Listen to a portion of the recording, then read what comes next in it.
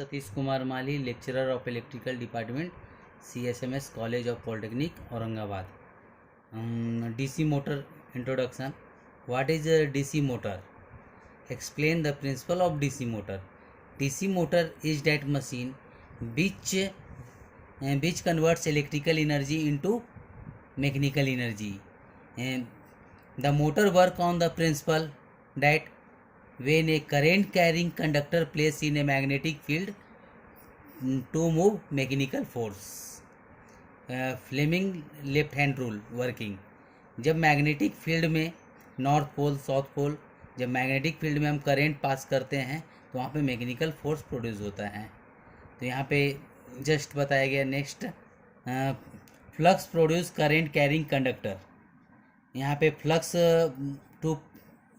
To conductor, यहाँ पे centre का जो पार्ट है वहाँ पे करेंट कैरिंग कंडक्टर होगा. फिर उसके बाद the principal operation of a motor stated a single statement.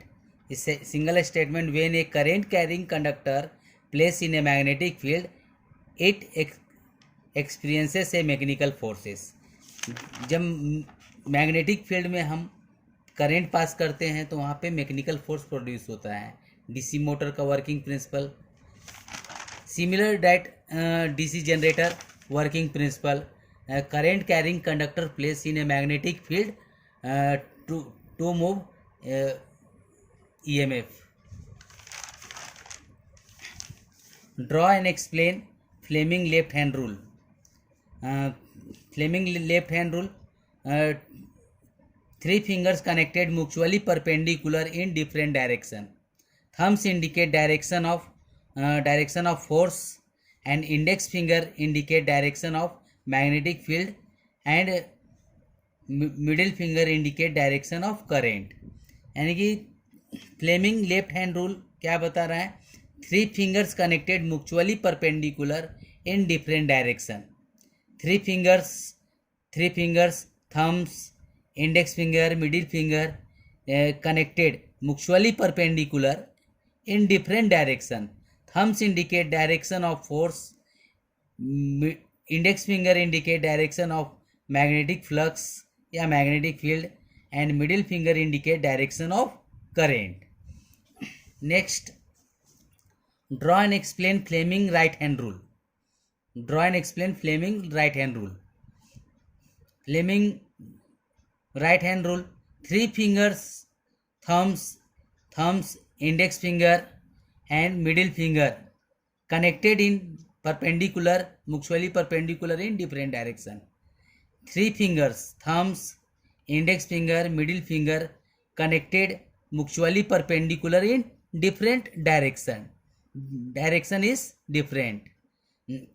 Thumbs indicate direction of motion and index finger indicate of flux and middle finger indicate of EMF. EMF means electromotive force.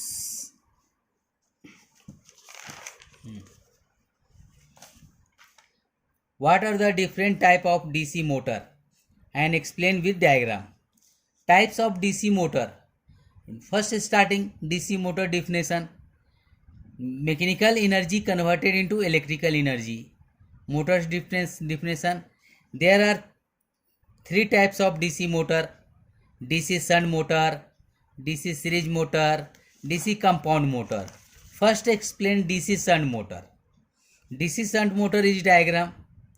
यानी कि armature winding and field winding connected in parallel. यहाँ पे in this type of field winding is connected in parallel. यहाँ पे field winding connected armature winding का parallel में connect किया गया है.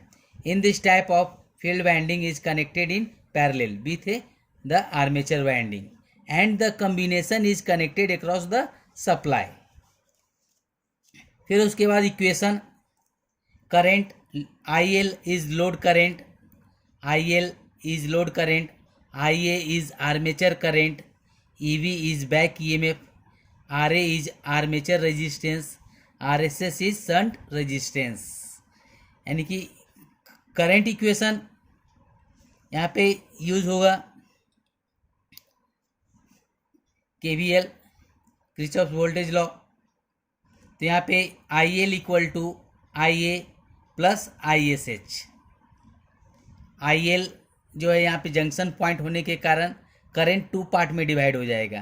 तो यहाँ पे क्या हो जाएगा, ये साइड में जो करंट पास होगा तो इसको बोलेंगे ISH, और ये साइड में जो करंट पास होगा उसको बोलेंगे IA।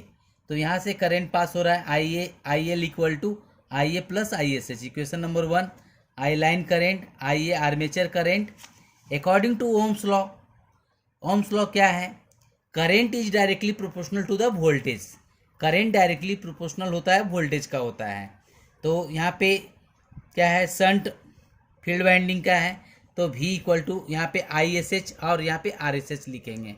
अब voltage equation DC shunt motor V equal to, यहाँ से स्टार्ट करेंगे V voltage equation V equal to EB back EMF plus यहाँ पे यूज करेंगे Ohm's law IA into RA लिखेंगे। फिर उसके बाद voltage drop, total voltage drop VB voltage drop is neglected. तो यहाँ पे DC शंट मोटर में वोल्टेज ड्रॉप क्या होता है, नेग्लेक्टेड बोले तो V ब्रश इक्वल टू 0। तो यहाँ पे V ब्रश का वैल्यू 0 हो जाएगा, तो V equal to EB plus IA RA हो जाएगा। और यहाँ पे मालूम है DC शंट मोटर है, flux is directly proportional to the shunt current होता है। यहाँ पे फ्लक्स डायरेक्टली प्रोपोर्शनल होता है शंट करेंट का होता है। अब DC series motor, in this type of motor the series field winding is connected in series with the armature and supply. यानी कि field winding and armature winding connected in series. यहाँ पे field winding और armature winding connected क्या रहेगा, series में। और shunt motor में क्या रहेगा, फील्ड वाइंडिंग और आर्मेचर वाइंडिंग कनेक्टेड रहेगा, पैरेलल में कनेक्ट किया रहेगा। तो यहाँ पे सिंपल याद रखना है। तो यहाँ पे जंक्शन पॉइंट नहीं है, लोड करंट पास हो रहा है, यहाँ पे सीरीज करंट पास हो रहा है, आर्मेचर करंट पास हो रहा है, सेम डायरेक्शन में पास हो रहा है, क्योंकि यहाँ पे कोई जंक्शन पॉइंट नहीं होने के कारण all current are equal. Load current equal to series current equal to armature current are equal. तीनों करंट इक्वल क्यों हुआ, क्योंकि यहाँ पे जंक्शन पॉइंट नहीं है। यहाँ पे load current equal to series current equal to armature current. This equation is equation number 1। The value of RAC series resistance is very small, series motor. Voltage equation V equal to EB plus EB back EMF plus यहाँ पे Ohm's law IA into RA। फिर यहाँ पे Ohm's law होगा field winding पे ISC into RAC, दोनों का product ISC और RAC का प्रोडक्ट प्लस वोल्टेज ड्रॉप। यानी कि voltage V equal to EB plus product of current and resistance Ohm's law IA into RA plus यहाँ पे ओम्स लॉ यूज करेंगे फील्ड वाइंडिंग पे ISC into RAC plus voltage drop. Equation number 2। For a series motor, flux is directly proportional to the series current, directly proportional to the armature current. This is, thanks.